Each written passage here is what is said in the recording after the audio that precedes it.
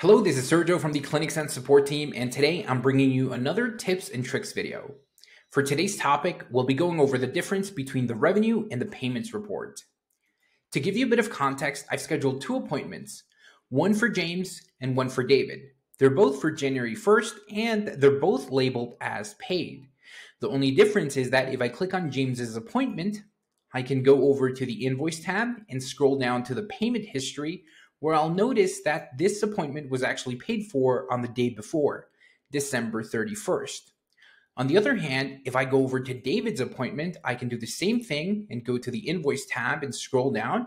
And here I'll find that this appointment was paid for on the same date, January 1st. Let's see how that reflects within the reports. Now, before we take a look at any specifics, I want to preface this by saying that the revenue report and the payment report are both different, and the amounts do not necessarily need to match. The revenue report is based on when a service is provided, and the payment report is based on when a payment is collected. As you can imagine, these two dates do not necessarily need to match. This is especially true if an appointment was prepaid or if an appointment was left as owing and will be paid for on a later date.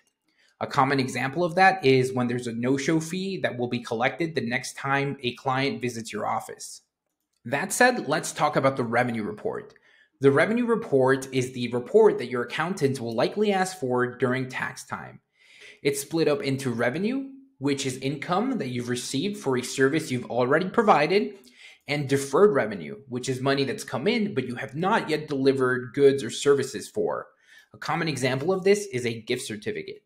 You can find more information about this within the tooltips, such as this question mark that you can click on. Now, if we take a look at the date range, which is set for January 1st of 2024, and you think back to our earlier example, we'll see within the report that under the revenue section, both appointments are present, two 45-minute massage therapy sessions that both have already been paid for. Now, let's switch over to the payments report.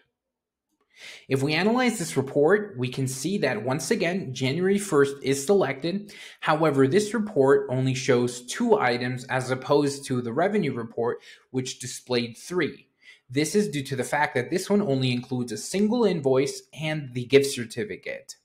If you recall from our example, David paid for his appointment on the same date as the appointment itself, whereas James prepaid for his appointment. We can see that reflected on the previous date.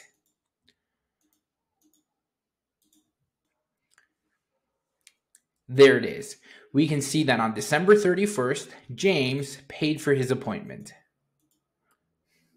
To recap, the revenue report shows when you've earned revenue and is useful for tax reporting purposes, while the payment report shows you how much money you've received on a specific day.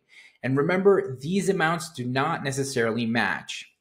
If you have any questions, please feel free to reach out. Our email is support@clinicsense.com, and we'll be more than happy to help. Have a good one. Bye-bye.